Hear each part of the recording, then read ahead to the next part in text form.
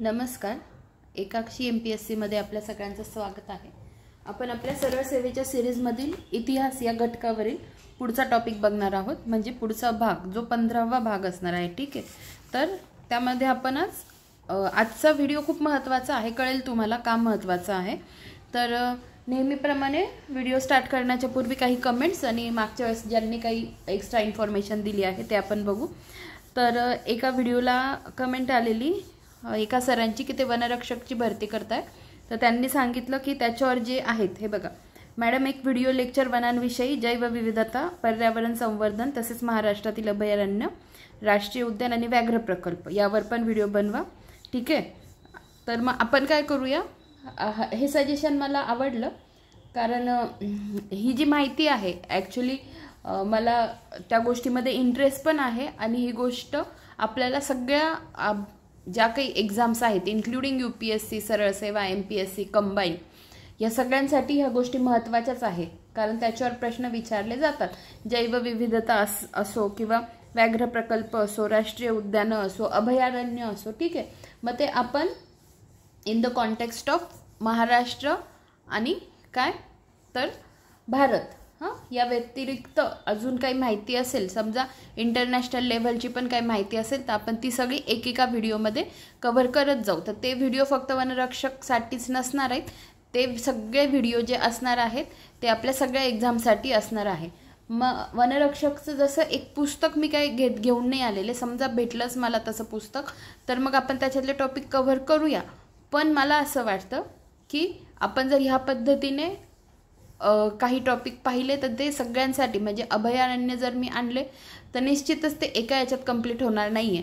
जर आपल्याला महाराष्ट्रातलेच अभयारण्य बघायचे झाले तर त्याच्यासाठी पण एखादे 2 व्हिडिओ लागतील, कारण ते सगळे मला तुमच्याकडून पाठ करून घ्यावे लागतील, त्यांचं लोकेशन सांगावं लागेल. त्याच्यानंतर राष्ट्रीय उद्यानं, भारतातलेच राष्ट्रीय उद्यानं मला तुमच्याकडून ट्रिक्सच्या स्वरूपात पाठ करून घ्यावे लागतील. तर मग ह्या सगळ्या गोष्टी करायच्या असतील तर आपण एक व्हिडिओ निश्चितच आणू आणि त्याच्यासाठी पण इन डेप्थ अभ्यासच लागेल की जेणेकरून तुमच्याकडून पाठही करून घेता येईल. आणि रिसेंटमध्ये त्याच्याशी रिलेटेड काही इन्फॉर्मेशन आहे का, काही अपडेट्स आहे का, ह्या सगळ्या गोष्टी आपण त्या व्हिडिओमध्ये बघूया. तर मग ह्या प्रकारचे व्हिडिओ आले तर वनरक्षक भरती प्लस बाकीच्या सगळ्या एक्झामसाठी ते 100% निश्चितच महत्त्वाचे असणार आहे, फायद्याचे असणार आहे. तर सगळ्यांनी ते व्हिडिओ बघा. ठीक आहे, आणि प्रज्वल सर, तुम्ही ही जी कमेंट केली आहे तर तुम्ही जर एक काम केलं, तुम्ही ऐकत असाल तर तुम्ही मला सांगा की अजून कोणते टॉपिक्स आहेत. म्हणजे आता जसं तुम्ही याच्यात अभयारण्य, जैवविविधता, राष्ट्रीय उद्यान, व्याघ्र प्रकल्प असे दिले, जर तुम्ही मला एखादा सोर्स सांगा किंवा मग तुम्ही हे सांगा, मला एक लिस्ट द्या कमेंटमध्ये की कोणते कोणते टॉपिक असे आहेत की जेणेकरून आता रामसर स्थळं घ्यायची आहेत का, नंतर म्हणजे ह्या टाईपचे किंवा मग काही कन्व्हेन्शन्स असतात ते घ्यायचे आहेत का. जर तुम्ही मला ते क्लॅरिटी दिली ना तर मग मी एक टॉपिक आणायला निश्चितच सुरुवात करते. फक्त अभ्यासाला थोडा वेळ लागेल, पण एक टॉपिक आणायला मला काही हरकत नाही आहे. तर तुम्ही ऐकत असाल तर तुम्ही मला तेवढी क्लॅरिटी द्या की, आणि कमेंट सेक्शनमध्ये मला हे सांगा की नेमके कोणते कोणते, या व्यतिरिक्त अजून कोणते व्हिडिओज आणायला पाहिजे. ठीक आहे, मी ते नक्कीच घेऊन येईल. ठीक आहे, आता हे झालं आपलं. आता त्याच्या पुढचं बघा, मागे जो हिस्ट्रीचा व्हिडिओ आला होता तर त्याला ॲज युज्युअल कामाजी लोकरे सरांची कमेंट आहे आणि चांगली कमेंट आहे. तर मागच्या व्हिडिओमध्ये पहिलाच प्रश्न काय होता बघा, भारताचा पहिला व्हॉइसरॉय कोण होता, लॉर्ड कॅनिंग. त्या अनुषंगाने सरांनी सगळे पहिले जे आहेत ते सांगितलेले आहेत. आता बघा, याला म्हणता आयती माहिती मिळणं आपल्याला, आणि ही सगळी बरोबर आहे. ठीक आहे, त्यामुळे क्रॉस चेक करायची तुम्हाला तरी गरज नाही आहे. तर ही जी माहिती आहे ही ज्यांना माहिती नसेल त्यांनी ही सांगते, तोंडपाठ करून टाका, हे अतिशय महत्त्वाचं आहे. मी तुम्हाला एकदा वाचून दाखवते. आणि याच्यातही नुसतं हेच नाही, कोणत्या ॲक्टने कोणतं पद बदललं हे मी मागच्या लेक्चरमध्येही तुम्हाला सांगितलं आहे. ह्या गोष्टी अतिशय महत्त्वाच्या आहेत. एकदा आपण बघूया, चला. बंगालचा प्रथम गव्हर्नर कोण होता, रॉबर्ट क्लाइव्ह. ठीक आहे, मग बंगालचा जो प्रथम गव्हर्नर होता त्याचं पदनाम बदललं आणि तो काय झाला, बंगालचा प्रथम गव्हर्नर जनरल झाला. पण तो कोणत्या ॲक्टने झाला, तर 1773च्या रेग्युलेटिंग ॲक्टने झाला. हे लिहून ठेवत चला. पुढे बंगालचा जो प्रथम गव्हर्नर जनरल किंवा बंगालचा गव्हर्नर जनरल हे पदनाम बदललं, आणि काय झालं, भारताचा प्रथम गव्हर्नर जनरल झाला. ठीक आहे, म्हणजे भारताचा गव्हर्नर जनरल हा बंगालचा गव्हर्नर जनरल हा भारताचा गव्हर्नर जनरल झाला. कोणत्या ॲक्टने, तर 1833च्या ॲक्टने. काउन्सिल ॲक्ट म्हणतात त्याला. नंतर जो भारताचा गव्हर्नर जनरल याचं पदनाम बदललं आणि त्याचं नाव केलं भारताचा व्हॉइसरॉय. मग हे कोणत्या ॲक्टने झालं, तर हे झालं 1858च्या कायद्याने. ठीक आहे, त्याच्यानंतर मग पुन्हा ते पदनाम बदललं आणि स्वतंत्र म्हणजे भारताचा गव्हर्नर जनरल. ठीक आहे, मग स्वतंत्र भारताचा प्रथम गव्हर्नर जनरल कोण, तर लॉर्ड माउंटबॅटन. आणि स्वतंत्र भारताचा प्रथम भारतीय गव्हर्नर जनरल कोण, सी राजगोपालाचारी. तर ही जी एवढी इन्फॉर्मेशन आहे ती नक्कीच अतिशय महत्त्वाची आहे. हे सगळं पाठ होता समजताच खूप वेळ निघून जातो. त्यामुळे हे कोणीतरी दिलेलं आहे, त्याचे ॲक्ट मी सांगितलेले आहे आणि मागच्याही व्हिडिओमध्ये मी सांगितले आहे. जरी तुम्हाला इथे समजले नसतील तर ते ॲक्टही तुम्ही लिहून काढा, कोणत्या ॲक्टने कोणतं पदनाम बदललेलं आहे. ठीक आहे, तर अशा पद्धतीने आपण पुढे जाऊया. बघा पुढचा प्रश्न. तर बघा आता हा प्रश्न काय आहे, आजच्या व्हिडिओमधला प्रश्न बघा. डॅश डॅश या गव्हर्नर जनरलच्या काळात इसवी सन 1772 मध्ये जिल्ह्यातील महसूल गोळा करण्याच्या कामावर देखरेख ठेवण्यासाठी कलेक्टर या पदाची निर्मिती केली. तर वॉरन हेस्टिंग या गव्हर्नर जनरलच्या काळात इसवी सन 1772 मध्ये जिल्ह्यातील महसूल गोळा करण्याच्या कामावर देखरेख ठेवण्यासाठी कलेक्टर या पदाची निर्मिती केली गेली. ठीक आहे, पुढे बघा. आता हा प्रश्न खूप महत्त्वाचा आहे कारण या अनुषंगाने आपण 3 गोष्टी बघणार आहोत. बघा, 24 सप्टेंबर 1932 रोजी महात्मा गांधी व डॅश डॅश यांच्या पुणे करार घडून आला. बघा, 24 सप्टेंबर 1932 रोजी महात्मा गांधी व डॉक्टर आंबेडकर यांच्यात पुणे करार घडून आला. ठीक आहे, आपण पुणे करार ऑलरेडी मागच्या व्हिडिओमध्ये बघितलेला. बघा, पुन्हा बघा.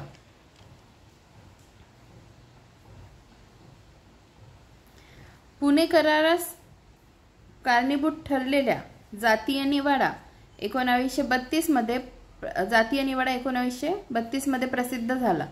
हा निवाडा इंग्लंडचे पंतप्रधान डॅश डॅश यांनी जाहीर केला, रॅम्से मॅकडोनल्ड. ठीक आहे, आता त्यांनी म्हटलं काय बघा, पुणे करारास कारणीभूत ठरलेल्या जातीय निवाडा म्हणजे याचा अर्थ काय होतो आपल्याला, हे दोघं पण 1932चेच आहे. पण पुणे करारास कारणीभूत काय ठरलं होतं, तर जातीय निवाडा. म्हणजे जर क्रोनॉलॉजी विचारली तर आपल्याला हे माहिती पाहिजे, तर जातीय निवाडा हा आधी झालेला आहे, त्याच्यानंतर पुणे करार झालेला आहे. हे मी का सांगते, कारण ह्या गोष्टी विचारलेल्या गेलेल्या आहेत. समजा 1932च्या 3-4 घटना सगळ्या 1932 मधल्याच असतील तर आपल्याला त्याचा सिक्वेन्स निश्चितच माहिती पाहिजे इन डिटेल तारखेसहित. जसं जातीय निवाडा 1932चा आहे आणि पुणे करार सुद्धा 1932चा आहे. पण जातीय निवाडा 16 ऑगस्ट 1932 आणि पुणे करार 24 सप्टेंबर 1932. क्रोनॉलॉजी विचारली तर ही. आणि आत्ता आपण काय बघितलं, बरं हा प्रश्न पुढे येणार आहे म्हणून तो मी आत्ताच घेतला. तर गांधी आयर्विन करार, गांधी आयर्विन करार 1931चा आहे, 5 मार्च 1931चा, ज्याला दिल्ली करार असंही म्हणतात. समजा या तिन्ही घटना किंवा 3-4 घटना एकत्र विचारल्या तर आपल्याला ह्या गोष्टी माहिती पाहिजे. गांधी आयर्विन करार हा आधी झालेला आहे 5 मार्च 1931, ज्यालाच दिल्ली करार म्हणतात. 1932 16 ऑगस्ट जातीय निवाडा झाला आणि 24 सप्टेंबर 1932ला पुणे करार झाला. हे समजतंय तुम्हाला. आता आपण नेमकं गांधी आयर्विन करार काय होता, पुणे करार काय होता, या सगळ्या गोष्टी नीट बघून घेऊ. मी तुम्हाला सगळ्या स्टेप बाय स्टेप दाखवते. बघा, आपण आता गांधी आयर्विन करार बघून घेऊ. बघा, Gandhi Irwin pact sign in 1931 was an agreement between Mahatma Gandhi and Viceroy Lord Irwin. ठीक है, to end the civil disobedience movement and facilitate Congress participation in the second round table conference. ठीक है, Gandhi Irwin pact 1931चा आहे आणि तेव्हा ते पदनाम बदललेलं होतं. म्हणजे तेव्हा कोणतं पदनाम चालू होतं, व्हॉइसरॉय हे चालू होतं. या गोष्टी सगळ्या लक्षात ठेवा. तर मग गांधी आयर्विन करार नेमका काय होता समजला का तुम्हाला? की त्याच्याने काय झालं होतं की तुम्ही सविनय कायदेभंग चळवळ स्थगित करा आणि गोलमेज परिषदेला तुमचं प्रतिनिधित्व करा. ठीक आहे, काँग्रेसला त्यांची मागणी होती. तर पुन्हा वाचू. गांधी आयर्विन समझौता, जिसे दिल्ली समझौता भी कहा जाता है, 5 मार्च 1931 को महात्मा गांधी और भारत के तत्कालीन वायसराय लॉर्ड आयर्विन के बीच हुआ एक राजनीतिक समझौता था. इस समझौते से सविनय अवध ने आंदोलन को समाप्त करने और दूसरे गोलमेज सम्मेलन में भारतीय राष्ट्रीय कांग्रेस की भागीदारी सुनिश्चित करने का काम किया. ठीक आहे, ह्या गोष्टी अतिशय महत्त्वाच्या आहेत. आता आपण पुढे बघूया. पुढे काय आहे? आता झालं गांधी आयर्विन करार झाला. आता आपण काय बघू? जातीय निवाडा आणि त्याच्यानंतर आपण बघूया पुना पॅक्ट. 1-2 मिनिट फक्त.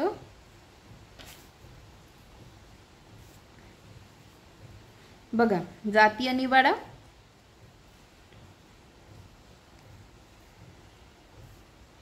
जातीय निवाडा 16 ऑगस्ट 1932. बघा, काँग्रेसने सुरू केलेल्या सविनय कायदेभंगाची चळवळ दुबळी करण्यासाठी तसेच जातीय निवाड्याच्या आधारे फूट पाडता यावी यासाठी इंग्रज सरकारने जातीय निवाडा जाहीर केला. 16 ऑगस्ट 1932 रोजी इंग्लंडचे पंतप्रधान रॅमसे मॅकडोनाल्ड यांनी जातीय निवाडा जाहीर केला. या निवाड्याने कायदेमंडळातील प्रतिनिधित्वासाठी भारतीय समाजाचे जातीय तत्वावर एकूण 17 विभाग पाडण्यात आले. 17. ठीक आहे.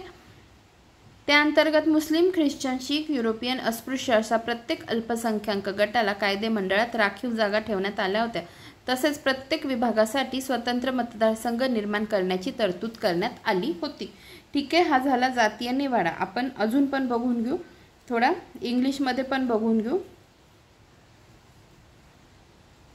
बघा, The Jatiya Niwada, also known as the Communal Award, was announced on August 16, 1932 by British Prime Minister Ramsay MacDonald. This award granted separate electorates to various religious and social communities in India, including Muslim, Europeans, Sikhs, Indian, Christian, Anglo-Indian and the depressed classes, later known as Dalits. The award aimed to divide Indian society further by creating separate voting blocks for different communities. ठीक आहे. आता आपण हे बघितलं ना, कळलं ना तुम्हाला जातीय निवाडा काय आणि पुणे करार. आता आपण बघून घेऊ पुणे करार काय म्हणायचं आहे त्यांना, ज्याच्यावर हा आजचा प्रश्न होता. बघा,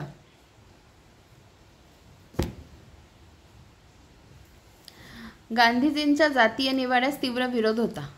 म्हणून 20 सप्टेंबर 1932 रोजी त्यांनी प्राणांतिक उपोषण सुरुवात केली. 24 सप्टेंबर 1932 रोजी गांधी आंबेडकर करार झाला. हा करार पुण्याच्या येरवडा तुरुंगात झाला, म्हणून त्यास पुणे करार म्हटले जाते. ठीक आहे, गांधी आंबेडकर करार झाला, त्यास पुणे करार असे म्हटले जाते. अस्पृश्यांना स्वतंत्र मतदारसंघाऐवजी या करारान्वये संपूर्ण देशातील प्रांतीय विधिमंडळात हरिजनांना 148 जागा. नीट लक्षात ठेवा, संपूर्ण देशातील प्रांतीय विधिमंडळात हरिजनांना 148 जागा, तसेच केंद्रीय कायदेमंडळात त्यांच्यासाठी 18% जागा राखून ठेवण्याचे ठरले. 26 सप्टेंबर 1932 ला गांधीजींनी उपोषण सोडले. पुणे कराराची फलनिष्पत्ती म्हणजे यानंतरच्या काळात महात्मा गांधींनी अस्पृश्यता निर्मूलनाच्या कार्याला विशेष प्राधान्य दिले. ठीक आहे, म्हणून म्हटलं आजचा व्हिडिओ अतिशय महत्त्वाचा आहे, कारण ह्या बारीक सारीक गोष्टी आल्या पाहिजे सगळ्यांना. ठीक आहे. बघा, the Poona pact of 1932 was negotiated settlement between Mahatma Gandhi and Dr. B.R. Ambedkar that increased the political representation of the depressed classes, now known as scheduled caste. The Pune Pact was an agreement between the nominal Hindus and the depressed classes and was signed by 23 people, including Madan Mohan Malviya on behalf of Hindus and Gandhi and Dr. Bhimrao Ramji Ambedkar on the behalf of the depressed classes. बघा, खूप छान माहिती आहे. हिंदूंकडून कोणी सही केली आणि depressed classes यांच्या वतीने कोणी केली किंवा कोण होतं, तर हे आपल्याला याच्यातून खूप चांगल्या पद्धतीने कळतं. तर ह्या तिन्ही गोष्टी, गांधी आयर्विन करार, त्यालाच दिल्ली करार म्हणतात, जो 5 मार्च 1931ला झाला.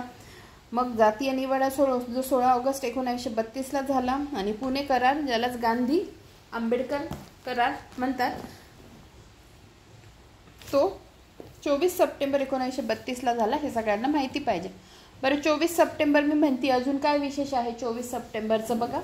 तर सत्यशोधक समाजाची स्थापना झालेली 24 सप्टेंबरला. ठीक आहे, 24 सप्टेंबर 1873. ठीक आहे, ही पण गोष्ट आपली मागच्याच व्हिडिओमध्ये झालेली आहे बघा. 24 सप्टेंबर 1873ला सत्यशोधक समाजाची स्थापना झालेली. चला आपण पुढचा प्रश्न बघू. महाराष्ट्राचे मार्टिन ल्यूथर म्हणून कोणास ओळखले जाते? महात्मा फुले. अमेरिकेने 9 ऑगस्ट 1945 रोजी आपला दुसरा अणुबॉम्ब जपानमधील क्युशू बेटावर बसलेल्या डॅश डॅश शहरावर टाकला. तर नागासाकी. म्हणजे पहिला टाकला 6 ऑगस्ट 1945ला हिरोशिमा आणि दुसरा टाकला नागासाकी. ठीक आहे, पुढे बघा. आणि नागासाकी तर क्युशू बेटावर, हे पण तुम्ही नीट लक्षात ठेवा. राजकीय चळवळीसाठी चतुसूत्रीचा कार्यक्रम भारतीय जनतेपुढे कोणी मांडला? तर लोकमान्य टिळक यांनी मांडला.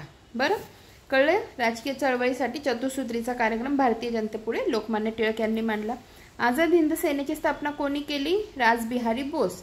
आझाद हिंद सेना, रासबिहारी बोस. ब्रिटिशांनी भारतात डॅश डॅश युद्धाने राजकीय सत्तेची मुहूर्तमेढ रोवली. तर Plassey, battle of Plassey, 23 June 1757. In detail तारखा नीट लक्षात ठेवा. पुढे बघा.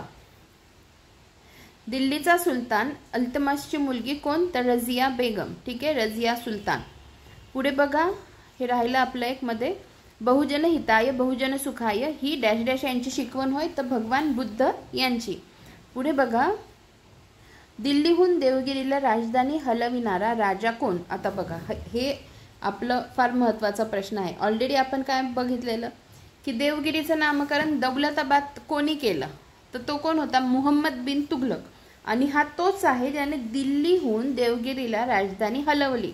दोन्ही बाबींसाठी तोच आहे आणि त्यानेच नाव बदललं. आता बघा, मी तिथे ही ट्रिक काय सांगितली होती, नीट लक्षात घ्या.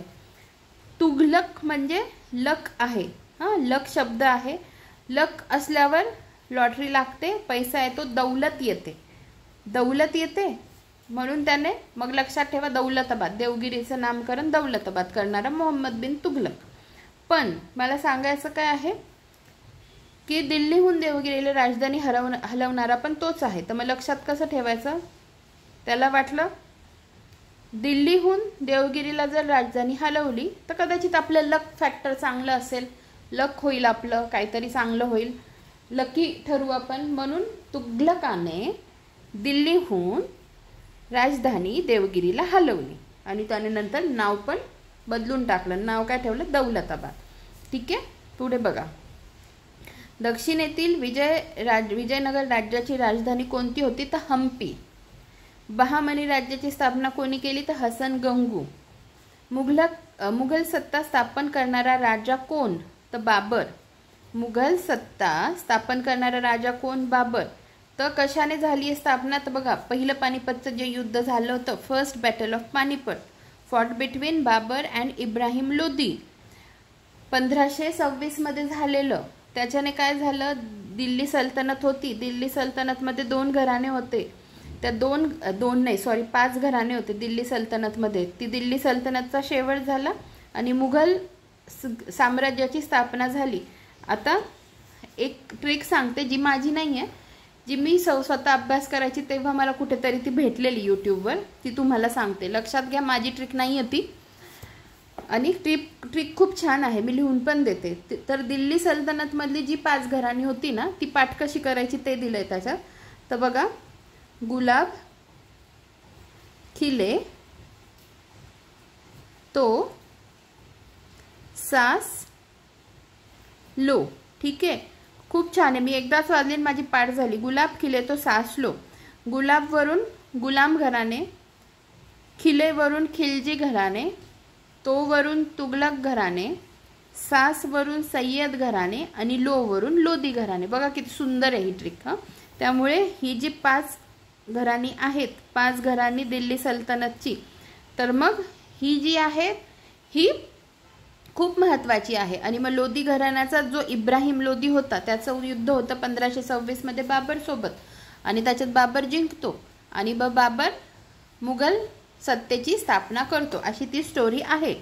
सगळ्यांनी या गोष्टी नीट लक्षात ठेवत चला. मुघल सत्ता स्थापन करणारा राजा कोण? तर बाबर. आणि हे सगळं कशाने झालं? फर्स्ट बॅटल ऑफ पानिपतने 1526ला. मग सेकंड बॅटल ऑफ पानिपत कधी झालं? तर 1556ला. त्याच्यात कोण होतं हेही माहिती पाहिजे. मग थर्ड बॅटल ऑफ पानिपत 1761ला. त्याच्यात नेमकं काय होतं? ठीक आहे, मराठ्यांचा अफगाण आणि मराठे यांच्यात युद्ध होतं. दुसरं पानिपतचं युद्ध कोणाकोणामध्ये होतं? बघा, या सगळ्या गोष्टी फार महत्त्वाच्या आहे.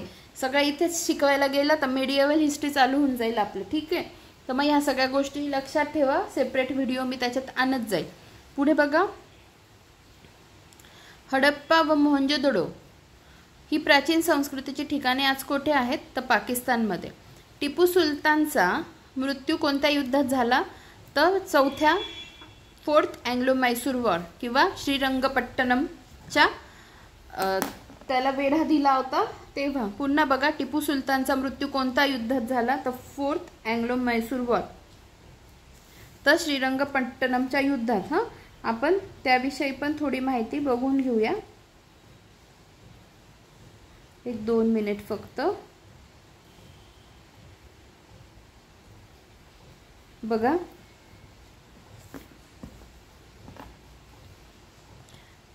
Tipu Sultan died in the siege of आता इथे सेरिंगपट्टणम म्हटलंय किंवा श्रीरंगपट्टणम म्हणू आपण. During the 4th Anglo Mysore war, ठीक आहे, on May 4th 1799 he was defending his capital Seringapatam when he was killed by the British. ठीक आहे, हे पण लक्षात ठेवा.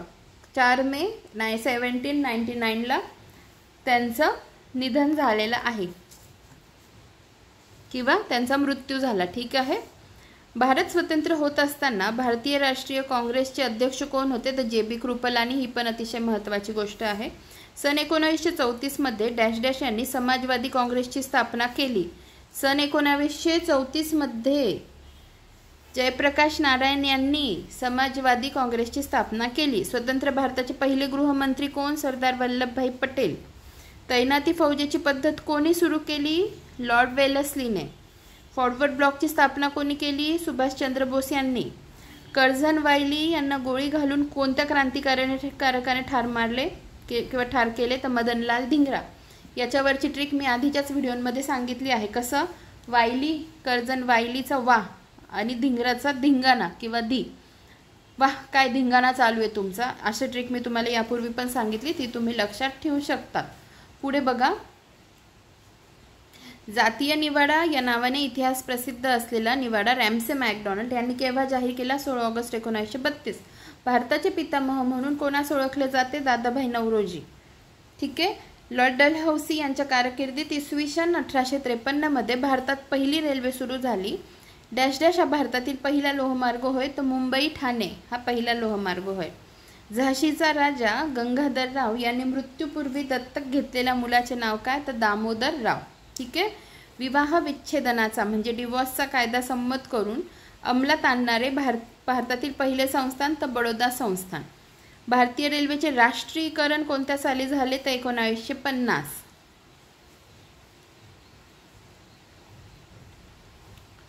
पुढे बघा,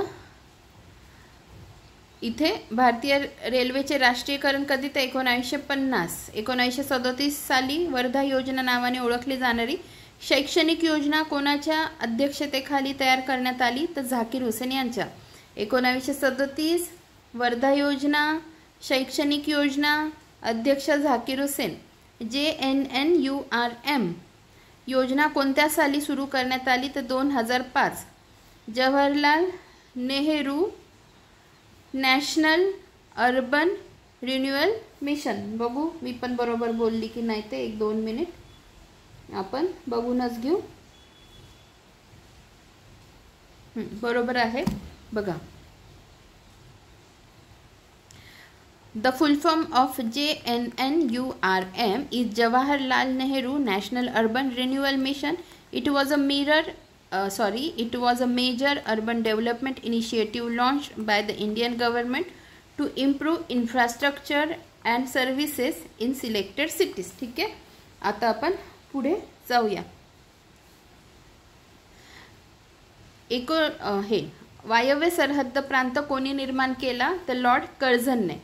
1905च्या बनारस काँग्रेस अधिवेशनात स्वराज्याचे ध्येय कोणी ठरवले? लोकमान्य टिळक यांनी ठरवले. पण अध्यक्ष कोण होते त्याचे? 1905च्या काँग्रेस अधिवेशनाचे अध्यक्ष गोपाळकृष्ण गोखले.